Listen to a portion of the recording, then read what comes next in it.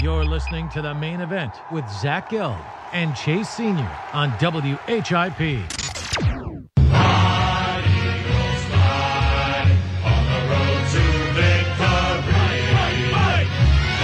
Welcome back, everybody. Time in the studio right now is 11:35. Straight up, there it is. The Eagles fight song, the Chase Sr. anthem for his Philadelphia Eagles. It's Zach Gelb and Chase Sr. here with you on a Monday morning on WIP Radio. This is the main event. The Eagles are making a whole lot of moves. The next 2 months are going to be monumental for this franchise, and it could decide the fate of the tenure of one Chip Kelly. Now joining us is a man that has been in this town for many, many years, now a part of the Innes and Bruno show on Sports Radio 94 WIP, and that is Tony Bruno. Tony, thanks for a few minutes. How are you, pal? Hey, great. Good to be back on at Temple University, my school, my town, my Temple house. There you go. Way to rep it. No doubt about that. And I was listening to your show as I was driving home to New York the other day, and it was on a Friday, and I loved the last segment that you guys do in that 5 o'clock hour. You crack open a beer, and you basically let the callers ask you anything you want. So since I know you went to Temple, I am most curious, what was Tony Bruno like in the day as a college student on North Broad Street at Temple University? I was a terrible student, actually. I went to school because I needed to go to school, and I was a political science major. I wasn't a broadcasting major or a journalism major, and so I really didn't graduate from Temple. I just went there for 2 years, and I was fortunate to get a job as a teenager at my first job in radio at the age of 18 going on 19. So I was trying to do both, working overnights, going to school, working overnights, and eventually having a job in radio. I just couldn't keep up the schedule with my time demands. So fortunately, I was able to keep working, and I didn't graduate from Temple. But fortunately, I was able to keep moving up the food chain and not require the degree that most people do nowadays to get a job. So I was lucky, but I probably learned a lot more. I'm not taking anything away from college educations or degrees, but I probably learned more on the job than if I had just not gone and taken that first job at a young age than going to school for 2 more years. So again, I'm not talking about don't go to school, kids, and drop out of school after 2 years. You just have to be in the right place at the right time, I guess. Well, I graduate in May, Tony, and senioritis is kicking in right now big time, so I feel you on that. He's drinking a few Yinglings probably coming up in a few hours.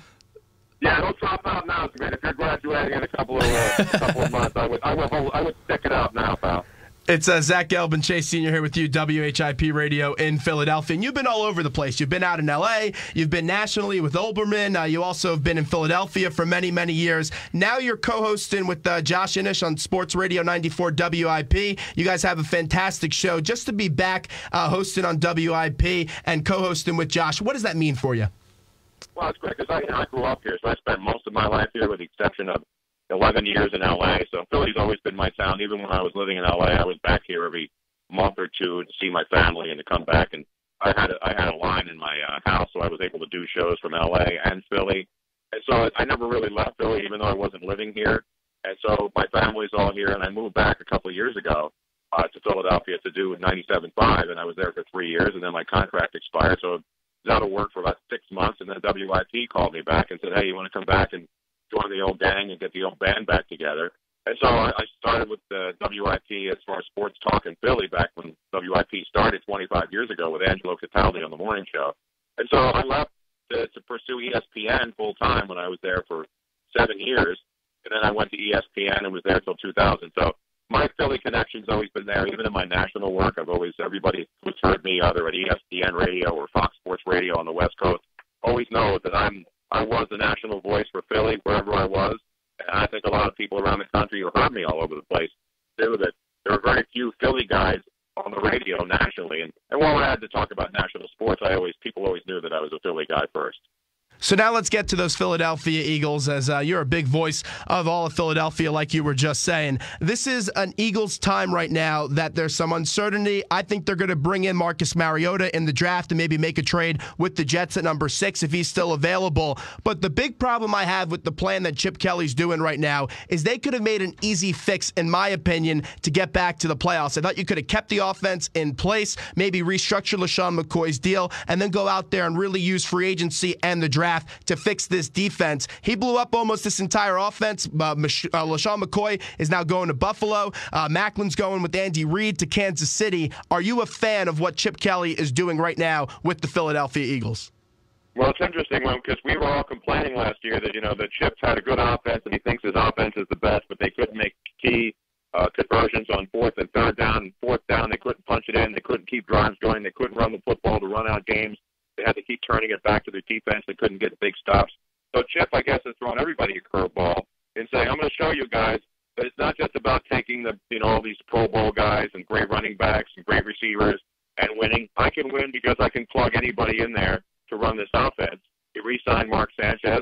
I think this is Chip's way of saying, whether it works or not remains to be seen, but it's his way of saying, listen, you guys all think that I just go out there and try to score a gazillion points and don't care about defense, and I'm just going to take the guys I inherited here and go out and try to win a Super Bowl. I think he's admitting that 10-6, which most people consider a failure because they didn't make the playoffs, and he's not going to settle for failure. He's going to try to do something to make this team better, and certainly defense is a concern, and he's going out to deal with that. And now he's picking up veteran guys. I mean, he just lost Jeremy Maclin. He picks up Frank Gore. He did go after Byron Maxwell, which everybody thought he would. And so is this him just trying a quick fix to go out there and make this team good to win short term, or is he looking long term? To me, it looks like he wants to win now, and he doesn't want to just rebuild this thing. Now, certainly if he goes out and gets Mariota, as you suggest, and has to give up a bunch of draft picks, then that may set this franchise back if Mariota is not the guy. If he is, then the Eagles are set. So there's a lot of he's actually playing a lot of cards right now, and the question is whether or not these moves will work. Tony Bruno joins us right now on WIP Radio in Philadelphia. This is the main event alongside Zach Gelb. I'm Chase Sr. And Tony, I know the callers have been calling in relentlessly talking about this whole potential Marcus Mariota deal. If Chip Kelly and the Eagles want to move up, they're obviously going to have to mortgage some of the farm to do that. Are you a fan of that prospective deal if it does occur? It depends on when you have to give up, Chase. I don't know whether, everybody's speculating because Chip Kelly hasn't tipped his hand. Everybody knows he loves Marcus Mariota, but I love all that. That's all we can do now until the draft is try to play amateur GM. Would you give up, flip this year's number one and move up from 20 to 6 with the Jets, and then trade some pieces, and then give up next year's number one and the year 2017's number one and second and third round picks? I mean, that's a lot to give up. So I don't know what Chip's going to do. I don't know if he's got other moves up his sleeves. But if you're going to give up 3 number one picks, including this year's, I think that's a lot to give up for a quarterback. Now, if it works, then it doesn't matter. But most of the teams that have to do that, most of the teams who give up all the draft picks in the so-called farm to move up to get a quarterback at number 1 or number 2 or number 6 are the teams that are in trouble and teams that don't have stability at quarterback. So it's a big, big calculated risk. But if this is what Chip Kelly's plan is, which most fans thought it was when the day he came here 2 years ago and he had to wait for Mariota, his guy, then I don't know how they can complain about it. And fans can say, well, this isn't what we like. A lot of people don't like what the 76ers are doing either, but they're both pretty much doing the same thing. They're trying to build something to win. And the risk that you run by trying to build a team through free agency is having those players that you eye up elect to go to other organizations. Jeremy Maclin goes to KC. Devin McCourty, who the Eagles were big players for, he goes back to New England. There's still a lot of holes on this team, Tony, with the wide receiver position being a little bit scarce. You need an offensive guard. You also need a safety, possibly another linebacker. I know there's a lot of time left in free agency as it hasn't started. It starts officially 4 p.m. tomorrow and the NFL draft, but what's left for the Eagles to do, Tony? Well, there's a lot for them to do. We still have the draft depending on what they do, but there's a lot of free agents out there. They're not going to get the big guy they wanted was Maxwell. They got him done. McCourty was courted by several teams, and he decided, hey, he's going to stay back in New England, as you mentioned, 5 years, $47.5 million. So you can't fault a guy who actually went back and stayed with a team that just won the Super Bowl, even though he probably could have gotten more money or at least similar money elsewhere. But there's a lot of stuff out there. Again, I'm not going to sit here and break down all the available free agents, but guys are going fast. They're not supposed to be going until tomorrow. But as I was saying last week on my show, there's no way that the guys that you want are not going to be signed instantly, and we saw it happening over the weekend. Even though it's not supposed to happen until tomorrow, the guys that people want are being signed quickly. And so, obviously, Chip got his number one guy, Byron Maxwell. They re-signed Mark Sanchez, which doesn't make a lot of people happy. And Jeremy Maclin, I said this last week when people were wondering if he goes to free agency and goes to market and the Eagles don't sign him before he hits the market, where would his first place be? And I said Kansas City. I mean, Andy Reid drafted him. He's from Missouri. He's going back home. And they offered him $11 million. And when I hear the Eagles wanted to go no higher than 10, so Maclin took the money and went back home. So now the question is, can they replace Maclin? Can they replace the offensive McCoy, last 2 years. Chip Kelly thinks they can. He doesn't think they need to have 7,000 yards and 35 touchdowns from 3 guys. He is of the belief that you can spread it around and have other guys contribute. That remains to be seen, but there are a lot of guys out there, and there's some young players on this roster we haven't seen. I know Josh Huff last year. A lot of people were down on him. He's got potential. How do you know he's not going to get better this year? We saw young players. We saw, Jordan Matthews have a solid season, and the tight end, the kid from Stanford had a good season too, and he's starting to come into his own. So everybody sees popular players go, and they immediately think that nobody could replace them. Nobody's going to replace those kinds of numbers, but I don't think Chip Kelly believes that you have to replace those kinds of numbers to win. Yeah, and working off that as we're spending a few minutes with Tony Bruno, Sports Radio 94 WIP, what these moves suggest to me is that Chip believes that it's his system, not the players, that result in the offense being successful, and then he can spend in free agency, draft guys on defense to build that unit. Are you a believer in Chip's system rather than the talent that makes this offense go? Well, the system won 20 games with quarterbacks that people said couldn't run his system, other than Michael Vick in the beginning where he inherited Michael. And then he drafted Matt Barkley, a guy who has yet to play, who's not a mobile quarterback. He signed Mark Sanchez, a guy who played with the Jets, who's certainly not a mobile quarterback. And he won with Nick Foles, a guy who's not a mobile quarterback. So we've all been tempted and tantalized into believing that, Chip's going to go out and get a running quarterback because that's what he needs, a guy who runs his offense. Yet he's won 20 games over 2 years with guys who are not mobile at all. So I think we're just assuming that he has to win, and the only way he can win in the NFL is by running his offense. But from everything that I've heard from people around college football, that what the Eagles run is not really the Oregon offense, because they don't have a quarterback that runs the Oregon offense. Now, can the Oregon offense win in the NFL? I don't know. I don't think the way they run it in Oregon could win. But we'll see. I mean, we have to trust Chip Kelly. I mean, if people want Andy Reid out of here, now this guy's here for 2 years, and all of a sudden people are wondering whether he knows what he's doing. I would hope he does. If he doesn't, then this thing's going to crash and burn, and he'll probably be out of here. When you take a whole look at the whole Marcus Mariota rumors, and I know you were talking about playing amateur GMs, I think it is a clear-cut conclusion that you're going to have Winston be the number 1 draft pick. Now, that could change since the draft is pushed back later, but I'm going to say Winston's the number 1. Then I look at all the other teams. The next team that has a quarterback need could be Tennessee, but they like Zach Mettenberger from what they're saying. And then at number 6, the Jets are available. Now, the Jets have a whole lot of needs. Does 2 1s, a second-round pick, and then throw in Nick Foles, does that get you Marcus Mariota if Chip does in fact want him so badly, which it appears that it does? I mean, I don't know. I mean, this may be his grand plan. I mean, he may be, because the Jets have been certainly leaking stuff out that they're, and when you look at the top pick, Jameis Winston's going 1, and then you look picks 2 through 6, none of those teams appears to be ready to take Marcus Mariota. Now, one of those teams could call Chip Kelly's bluff and say, hey, we're going to take him. Do you want to make a deal? For example, Tennessee at number 2, which most people don't believe they're going to do that. And if Tennessee wants to call the bluff of the Jets and call Chip Kelly, none of this is going to happen until draft day, by the way, anyway, so it doesn't matter at this point. We're going to speculate for another 2 months anyway before this actually happens.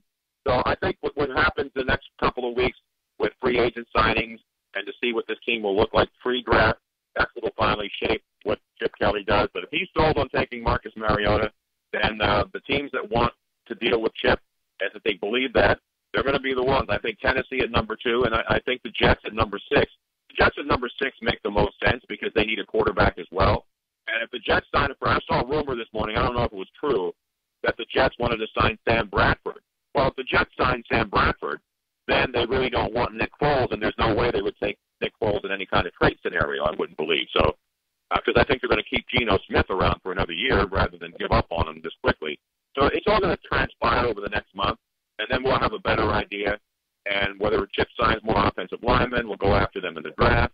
Whether he signs another corner, a veteran, which he just did, whether he signs a safety. There are no really good safeties out there. Green Jackson re-signed in Houston. So the big names are gone already for the most part, and Chip's going to have to go out there and look to see who's around as far as veterans. But I think he's going to draft guys, and even 3rd, 4th round guys can come in and make a roster. So it's going to be a fun ride. It's already fun. Free agency just started, so the next chapter will be countdown to draft day after this free agent frenzy comes to an end. On the way out here with Tony Bruno from Sports Radio 94 WIP. I thought McCourty would have been the perfect fit here in Philadelphia because he's a great leader. I'm a Patriot fan, and the way that he leads is perfect, and he's a smart player, has the cornerback instincts, and they moved him over to the safety position. But the Eagles fans that I talk to, a lot of them still can't get over the fact that Brian Dawkins was let go a little bit early, and they want a player that is a leader. And I was talking to McCourty last night, and I asked him why that he didn't go to a place like Philadelphia or New York and stayed in New England. He told me, quote, "I was familiar there and they were willing to pay me market value," close quote. Fair, I see why you didn't come here to Philadelphia. But is that next leader, that iconic Philadelphia player on the defensive side of the ball, is it on the roster right now, or are they going to go need to get it in draft or free agency? Well, I mean, that's a great question, and McCourty's right. I mean, why would McCourty had an opportunity? There were a bunch of teams interested in him, including the Eagles, and the Patriots knew that there was nobody out there that they could get to replace him, so they did the smart thing. I mean, the Patriots organization is the gold standard, and when Bill Belichick steps in and says, hey, we can't afford to lose this guy, they're going to make sure they keep him. For the most part, the Patriots discard guys faster than anybody. They place value on guys, and they realize you look at the running back position, they'll just let guys go because they think they can plug somebody else in and they'll win. And they've proven that they can.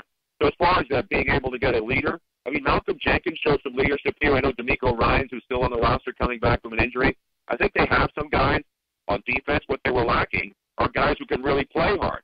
The guys that are gone. I mean, Bradley Fletcher was a nice player, but he wasn't good. Kerry Williams was a guy who mouthed off about a lot of stuff. And Chip Kelly doesn't want guys complaining about how hard they have to work.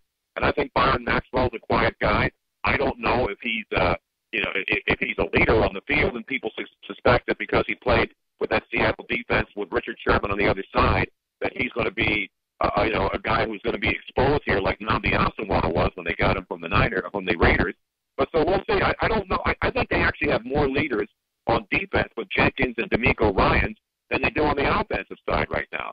And so, to me, Chip Kelly's an offensive guy, so if he's comfortable with making these offensive moves and thinks that this offense is going to go and be able to go out there and score a lot of points and run the system that he does, the fast-paced system, which I don't think he's going to change, then it's a nice, refreshing change to me to see a guy who realizes that his biggest problem was not his offense, but it was his defense, so he's addressing it.